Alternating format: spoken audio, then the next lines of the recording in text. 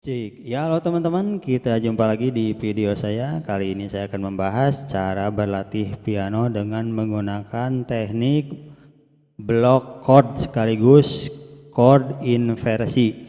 Jadi yang dimaksud dengan block chord itu yaitu kita membunyikan sebuah chord dengan membunyikan 3 buah not dari chord tersebut secara bersamaan. Jadi contohnya kalau kita membunyikan chord C, C, E, G kita bunyikan secara bersamaan si not tersebut. Nah seperti ini, karena ada juga teknik broken chord, yaitu membunyikan chord satu persatu anggota dari chord tersebut. Misalnya kalau C, E, G jadi seperti ini. Ya. Kemudian yang dimaksud dengan chord inversi yaitu membunyikan chord dengan merubah susunan nada dari chord tersebut. Misalnya kita ambil contoh C. Biasanya kita membunyikan C dalam bentuk dasarnya itu C, E, G. Nah, susunan C ini kita bisa merubah cara membunyikannya dengan menggunakan atau memijit E terlebih dahulu. Jadi C, E, G, sekarang kita bunyikan E terlebih dahulu, E, G, C. Ini chord inversi bentuk pertama.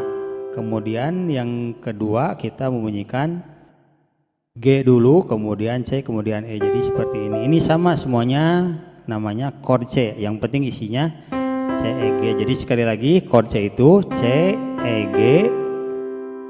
Bentuk kedua E, G, C. Bentuk ketiga G, C, E. Jadi selama isinya C, E, G namanya chord C. Berlaku juga untuk chord yang lain, misalnya G, G, B, D. Ini bentuk dasarnya, bentuk awalnya G, B, D. Inversi bentuk pertama, B-nya dulu kita bunyikan B, D, G. Bentuk keduanya D dulu, D, G, B. Jadi seperti itu contohnya.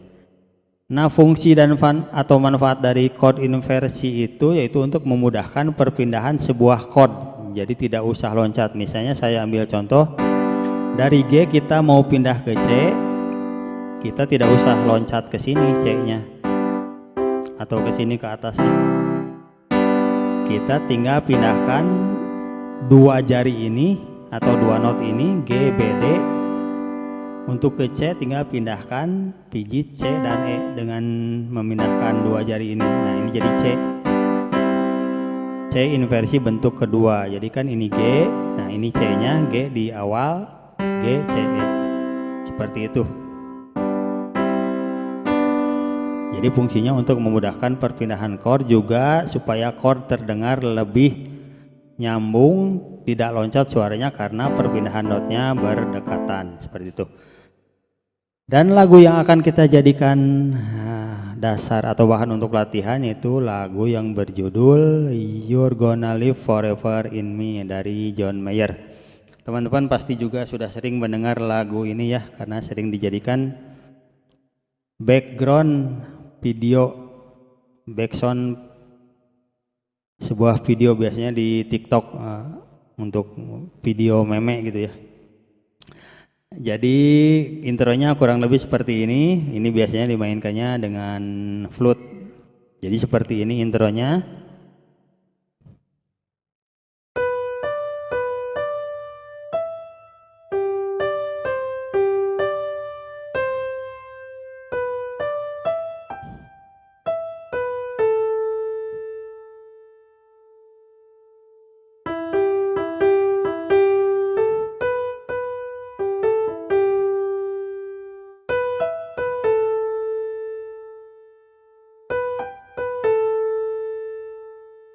Ya, jadi seperti itu, pasti teman-teman sudah sering mendengarnya.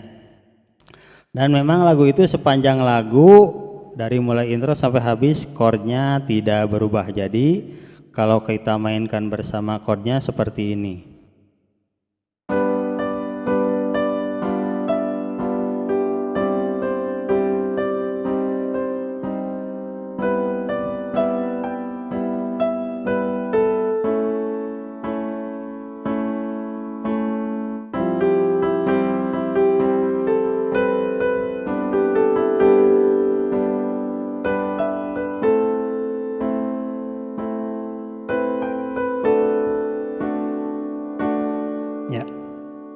itu, adapun chordnya sendiri itu dia bermain dengan nada dasar G. Jadi chord awalnya G,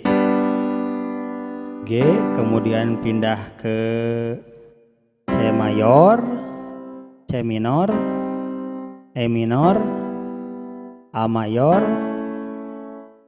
C mayor, G mayor, A minor, kemudian terakhir D. Jadi lagu itu sepanjang lagu dari mulai intro sampai habis seperti itu. Nah, kita mulai lagunya atau intronya mulai dari chord G. Dari G ini sebanyak 4 ketuk. Nah, kita berlatihnya, teman-teman kalau yang belum hafal usahakan kalau kita mau menghafal dulu melodi di tangan kanan boleh kita hafalkan dulu, atau kita hafalkan dulu chordnya di tangan kiri. Jadi kurang lebih seperti ini, kita masuk awal di G. Nah, jadi G ini sebanyak 4 ketuk. 1, 2, 3, 4. Kemudian pindah ke C mayor. Nah, seperti sudah tadi disebutkan, tinggal pindah ke sini. C mayor 2 ketuk, kemudian C minor 2 ketuk. Untuk pindah ke C minor kita tinggal menggeser jempol ini ke not ini ke S. Sekali lagi G, C mayor 2 ketuk, C minor 2 ketuk. Nah, dari C minor pindah ke E, kita pakai inversi E yang pertama, E minor. Jadi ini kan G, B, E. Nah, ini E-nya di sini posisinya. Jadi posisi awal kan E, G, B. Nah, posisi inversi bersama G-nya di sini, B, E. Jadi 3 buah chord ini dibunyikan dengan tidak merubah posisi G di awal ini. Jadi chord G, C. Nah, posisi G tetap di sini masih. C minor. Kemudian E masih tetap G-nya di sini. Kemudian A mayor. Nah, kalau A mayor ininya yang tetap, A mayornya ke sini. A mayor dalam bentuk pertama A cis E. Dari E minor ke A mayor tinggal pindah ini 2 ke sini. Pindah lagi ke C mayor seperti tadi. Kemudian G. Kemudian A minor. Bentuk pertama A, C, E. Kemudian terakhir D mayor. Nah, D mayor bentuk kedua. Jadi D mayor kan D fis A. Nah, ini A, D fis. Jadi dari A minor ke D mayor tinggal memindahkan 2 not ini aja. Jadi D, A, D fis. Ya, mudah-mudahan bisa diingat chordnya. Jadi prakteknya seperti ini, kita mulai dari G sebanyak 4 ketuk. Nah, kalau mau ditambah G7 juga boleh. Jadi dari G ini tinggal tambahkan not F ini jadi G7. Jadi G mayor sebanyak 2 ketuk, kemudian tambahkan F jadi G mayor 7. Jadi seperti ini.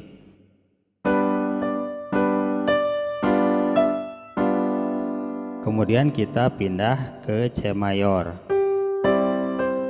C minor. Kemudian E minor. 4 ketuk. Kemudian A mayor 4 ketuk. Kemudian pindah ke C. Nah, C ini harusnya kan G, C, E, tapi karena si E ini dipakai untuk melodi, jadi kita nggak apa-apa pijit 2 aja G dan C seperti ini. G.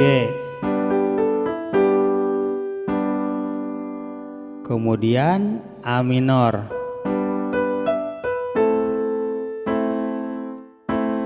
Terakhir D mayor. Ya, seperti itu. Kita bunyikan setiap ketuknya sebanyak 4 ketuk. Ini juga untuk melatih kemandirian tangan kiri kita. Jadi kalau kita misalnya mau melatih tangan kiri dulu boleh seperti ini.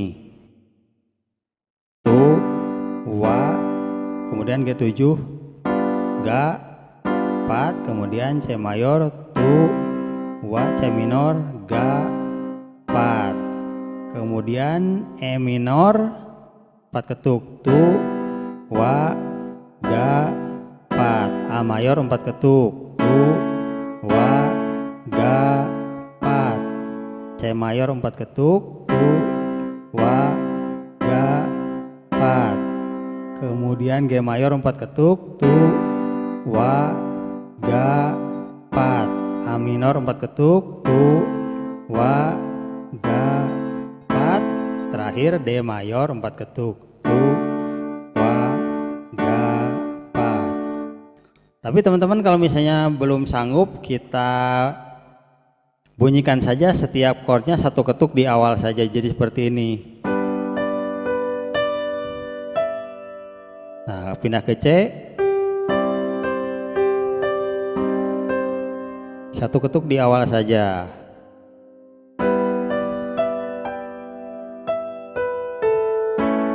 Untuk mendapatkan feel-nya dulu.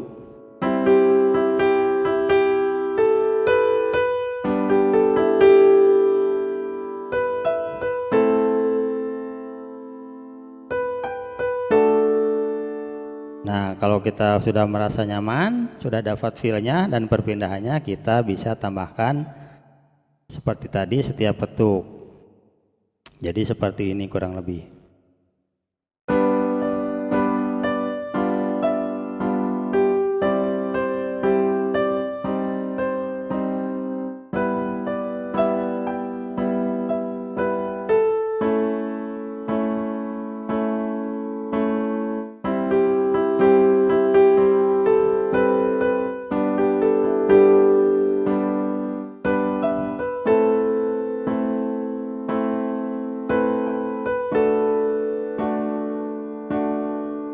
Ya, seperti itu. Mudah-mudahan bisa ditangkap dan dipraktekkan.